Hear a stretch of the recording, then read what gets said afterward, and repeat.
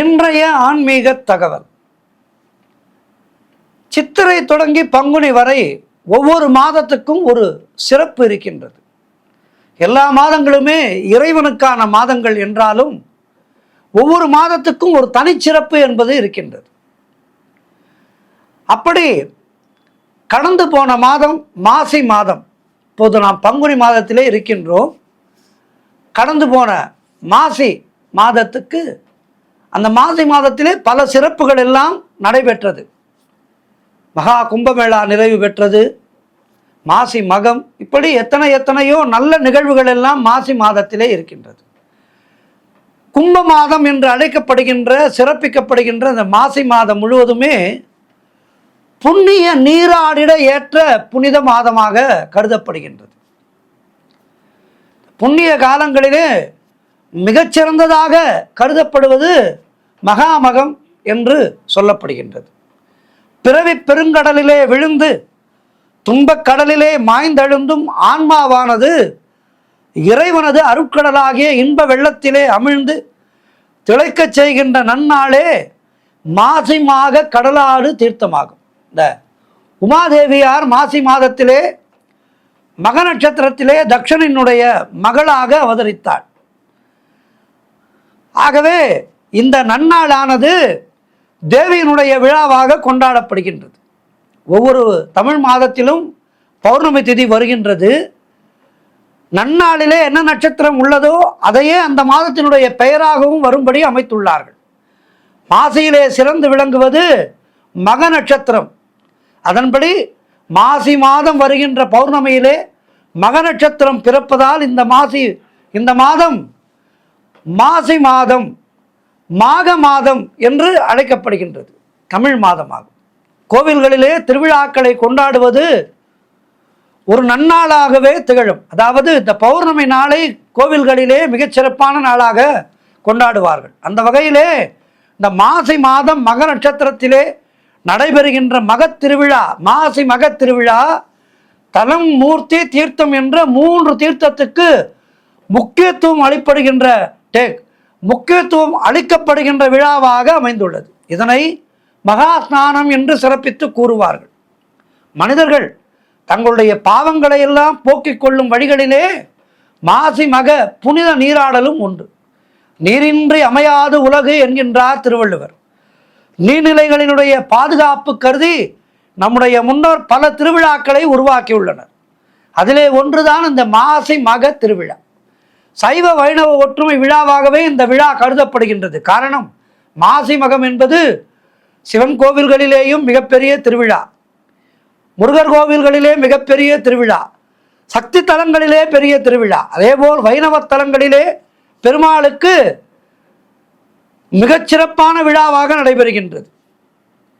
ஆகவே சிவபெருமானிடம் இருந்து மாலை மரியாதைகளை பெற்று பெருமாள் ஏற்றுக்கொள்வது போல் அவர் அணிந்த மாலைகளை தான் அணிந்து பரிவட்டங்களை சூட்டிக்கொண்டு சிவபெருமானுக்கு அளிப்பதும், இவை போன்ற விழாக்களை எல்லாம் கும்பகோணத்திலே காணலாம். பின்னர் இருவரும் சேர்ந்து, அதாவது சிவன் விஷ்ணு இருவரும் சேர்ந்து மாலை பரிவட்டங்களை தமிழ் கடவுளான முருகப்பெருமானுக்கு அளிப்பர். சிவசுப்பிரமணிய சுவாமி ஹோம் என்னும் பிரணவ மந்திரத்திலே வெள்ளிமயில் வாகன சேவை அப்போது அற்புதமாக நடைபெறும். இப்படி சீராட்டி மக நீராட்டி சமய ஒற்றுமை வளர்க்கின்ற திருவிழாவாக இந்த மாசி மக நீராடல் திருவிழாவானது நடைபெற்று வருகிறது. திருச்செந்தூர் மாசி மக திருவிழா உலகத்தவர் போற்றுகின்ற ஒப்பற்ற திருவிழாவாக நடைபெற்று கொண்டிருக்கின்றது. அன்றைய நாளிலே திருச்செந்தூரிலே எள் போட்டால் எள் கீழே விழாது, அத்தனை அளவு கூட்டம் அங்கே நிறைந்து இந்த மாசி மக நீராடலிலே கந்தா போற்றி கடம்பா போற்றி திருச்செந்தூர் முருகனுக்கு அரோகரா என்று விண்ணை பிளக்கின்ற கோஷத்தோடு கடலிலே நீராடி முருகப்பெருமானை தரிசிப்பார்கள். ஆகவே இந்த அற்புதமான மாசி மக திருவிழாவானது மாசி மாதத்துக்கே ஒரு அற்புதமான ஒரு திருவிழாவாக அமைந்திருக்கின்றது என்றால் அது மிகையாகாது. சரி, அப்படியே சக்தி தலங்களுக்கு வந்தால் மேல்மருவத்தூரிலே மாசி உற்சவமானது கண்கொள்ளா காட்சியாக இருக்கும். சற்று தள்ளி சமயபுரம் வருகின்றோம். சமயபுரத்திலே இந்த மாசி உற்சவமானது மிக மிக சிறப்பாக நடைபெறும். மாசி பங்குனி இந்த 2 மாதங்களுமே அம்பாளுக்கு மிக மிக அற்புதமான திருவிழாக்கள் நடத்துகின்ற, பூச்சொரிதல் விழா நடக்கின்ற திருவிழாவாக இந்த மாசி மாதத்தை வைத்திருக்கின்றார்கள். சமயபுர அன்னை தன்னுடைய சகோதரனான திருமாலை தரிசிக்கின்ற மாதமாக இந்த மாதம் இருக்கின்றது. அதேபோல் சென்னை திருவல்லிக்கேணி பார்த்தசாரதி பெருமாள் கோவிலிலே இந்த மாசி மகநாளன்று பெருமாள் கடற்கரையிலே நீராடுவது என்பது மிகச் சிறப்பான ஒரு திருவிழாவாகும். 108 திவ்ய தேசங்களிலே ஒன்று அல்லிக்கேணி பார்த்தசாரதி பெருமாள்.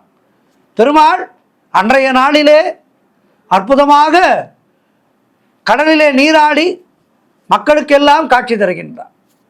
அதேபோல் கபாலீஸ்வரர் திருக்கோவிலிலே அம்பாளோடு சிவசக்தி மூர்த்தங்களோடு பல்லக்கிலே இருந்து கடற்கரையோரம் எழுந்தருளி காட்சி தருகின்றார் கபாலீஸ்வரர். அந்நாளிலே கடற்கரையிலே பெருமாளையும் சிவபெருமானையும் தாயாரையும் ஒரு சேர நாம் கடற்கரையிலே தரிசிக்கலாம். ஆகவே இப்படிப்பட்ட நீராடல் திருவிழாவானது நடக்கின்ற அற்புதமான மாதமாக இந்த மாசி மாதம் இருக்கின்றது. சிவனுக்காக அஸ்திரமூர்த்தியையும் பெருமாளுக்காக சக்கரத்தாழ்வாரையும் கடலிலே நீராடச் செய்து தீர்த்தவாரி செய்து பின் தூப தீப ஆராதனைகளை எல்லாம் செய்து குளிர்ச்சியான பண்டங்களை நைவேத்தியம் செய்து பக்தர்களுக்கு தந்தபின் ஆலயம் திரும்புவார்கள். தேவர்களும் அசுரர்களும் அமுதம் வேண்டி பார்க்கடலை கடைந்த போது வெளித்தோன்றிய மகாலட்சுமியை மகாவிஷ்ணு மணந்து கொண்டார். அதன் மூலம் சமுத்திரராஜன் விஷ்ணுவனுடைய மாமனார் ஆனார். தன் மகளை மணந்து கொண்டு மகாவிஷ்ணு வைகுந்தம் சென்று விட்டால் இனி நாம் அவரை எப்படி தரிசிப்பது என்று வருந்தினார் சமுத்திரராஜன். தன்னுடைய தந்தையினுடைய மனக்குறையை லக்ஷ்மி மகாவிஷ்ணுவிடம் கூறினார். அதற்கு திருமால் ஆண்டிற்கு ஒரு முறை தாம் கடற்கரைக்கு வந்து தரிசனம் தருவதாக வரமளித்தார். அந்த புண்ணிய தினமே மாசி மகமாக திகழ்கின்றது. ஆகவே இப்படி ஒப்பற்ற திருவிளையாடல்கள் நடந்த மாதம் மாசி மாதம். இந்த மாசி மகாமகத்தை கடந்த மாதம் நாம் எல்லோரும் கண்ணுற்றோம். இதில் ஈசனுடைய திருவிளையாடலும் ஒன்று இருக்கின்றது. ஒரு முறை கருணாசாகரியான அம்பிகை மீனவ குலத்திலே அவதரித்து ஈசன் அம்பிகையை மணக்க காலம் கனிந்த போது அவர் மீனவர் போல் வேடமிட்டு அம்பிகையினுடைய இருப்பிடம் சென்றார். அங்கு அவரால் உருவாக்கப்பட்ட ராட்சச திமிங்கிலத்தை தானே அடக்கி மீனவ குல மக்களை எல்லாம் காத்து மீனவர் தலைவனுக்கு காட்சி தந்து மீனவர் தலைவனுடைய மகளாக வளர்ந்து வந்த அம்பிகையை மனம் செய்தார் ஈசன். திருவிளையாடல் புராணத்திலே இந்த கதை இருக்கின்றது. தங்களுடைய தரிசனம் எங்களுக்கு அடிக்கடி கிடைக்க வேண்டுமே, அதற்கு அருள் செய்வீராக என சிவபெருமானை மீனவர் தலைவர் வேண்டினார். அவருக்கு அருள் செய்வதற்காகவே ஒவ்வொரு மாசி மாத மக நட்சத்திரத்திலேயும் மாசி மகத்தன்று கடல் நீராட வருகின்றேன் என்று எம்பெருமான் ஈசன் அவருக்கு காட்சி கொடுத்து அருளினார். ஆகவே இந்த மாசி மகம் நிகழ்ச்சியானது சைவ வைஷ்ணவ ஒற்றுமையை நமக்கெல்லாம் பறைசாற்றுகின்ற அற்புதமான திருவிழாவாகும். இந்த பங்குனி மாதத்திலே கூட நிறைய திருவிழாக்கள் இருக்கின்றது. பங்குனி உத்திரம் வருகின்றது.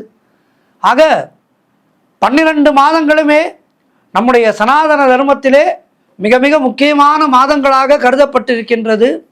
ஒவ்வொரு மாதமும் அதனுடைய சிறப்பை நாம் அறிந்து அந்தந்த மாதங்களுக்குரிய தெய்வங்களை வணங்கி வாழ்விலே எல்லா வளமும் நலமும் பெறுவோம். நன்றி, வணக்கம்.